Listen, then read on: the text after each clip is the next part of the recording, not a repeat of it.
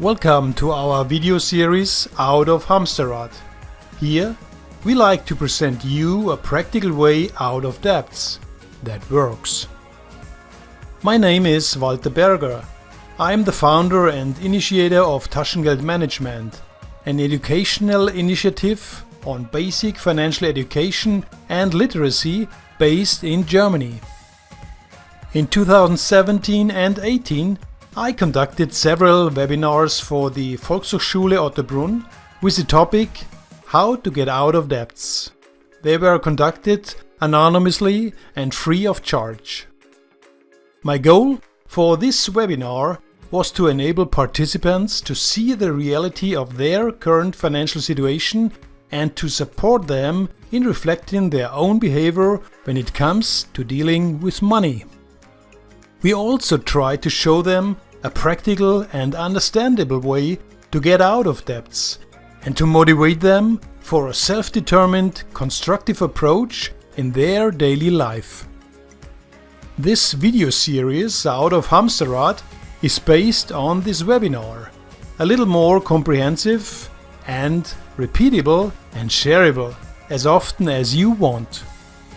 For more information, just have a look on our website www.taschengeld-management.de.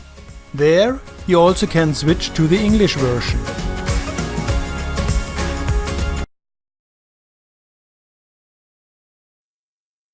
Why are you investing your lifetime in this video today?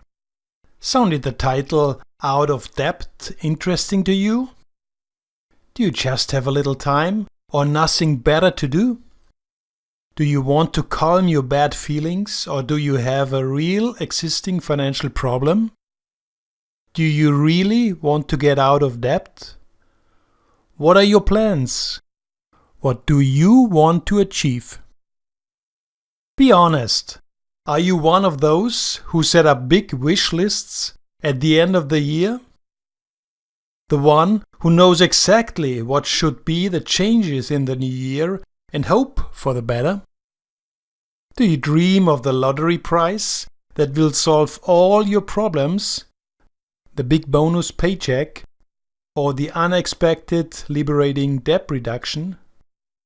That you will have finally all finances under control and will also have abundant reserves for the unforeseen you always struggle with?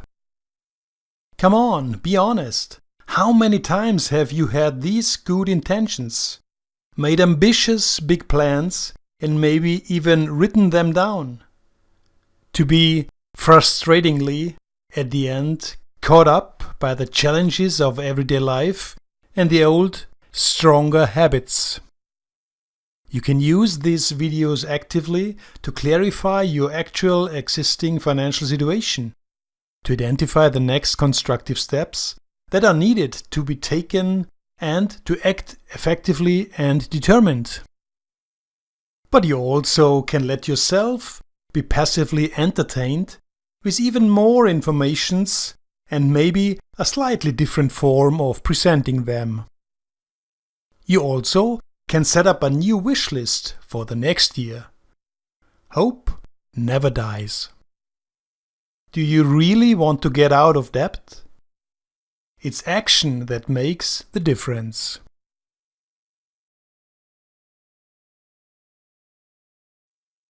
Take your time to answer these questions calmly.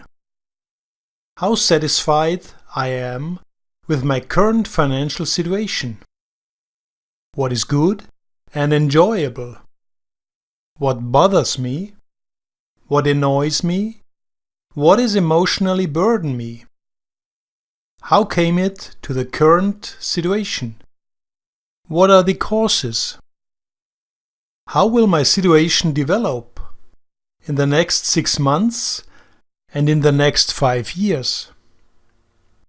What advantages and disadvantages will this development have?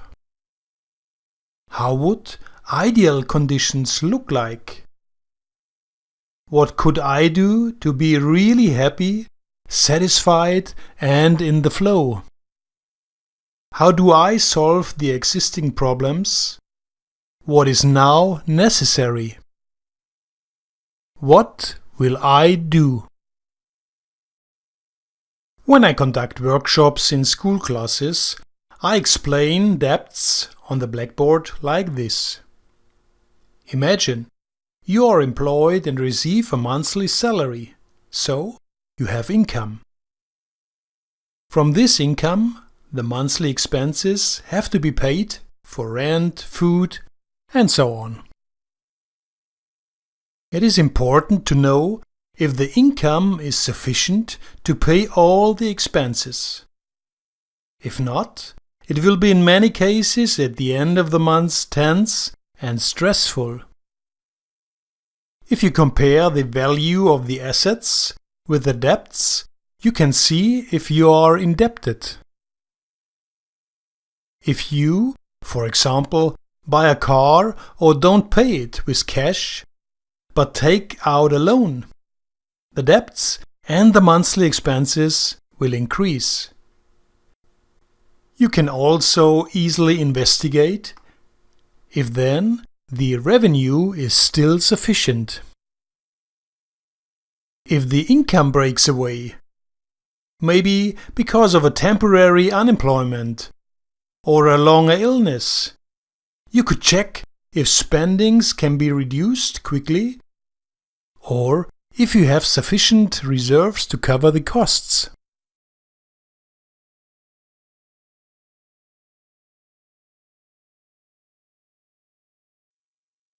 People have different approaches and behaviors when it comes to dealing with debts and their possible psychological and emotional consequences. There are those who suppress the financial problems, close their eyes, or stuck the head in the sand. They avoid to open letters, flee into holidays, or reward themselves with even more silly purchases and ride themselves more and more into the mess. There are those who likes to lament. Having now the debts was just bad luck, or an inescapable fate. There are those who hope that some kind of Superman or Supergirl will come and solve the annoying matter for me. There are also the naive believers, who searches for the simple trick, the easy solution, the crafty but costly advisor, who solves the matter quite elegant for me. And there are also the realists, and I hope most of you are like this, who recognize and accept the current financial situation, who see the possibilities and know what to do now and do so. One thing is obvious. The most reliable way to get out of debts is to pay them back and to avoid to make any new ones. Let's take now a little deeper look at each of the existing debts. If someone would ask you, why do you have these debts? Why are you so highly indebted or even broke? How would you explain your situation? Was it the unemployment, a divorce, a serious illness over a longer period of time, an over-indebtedness? Was it a lack of economic knowledge? Didn't you understood the fine print? Did you have no knowledge of the consequences of signing a contract? Was it a spontaneous purchase? Did it just came over you? Amazingly, in the annual poverty report in Germany, these causes are continuously cited as the main reasons for the over-indebtedness of private households. On a closer inspection, it should be clear to everyone that unemployment, divorce, or lack of knowledge are not the causes for the existing debts. Maybe for over-indebtedness, too little revenue for too high costs. That invoices just couldn't simply not be paid anymore.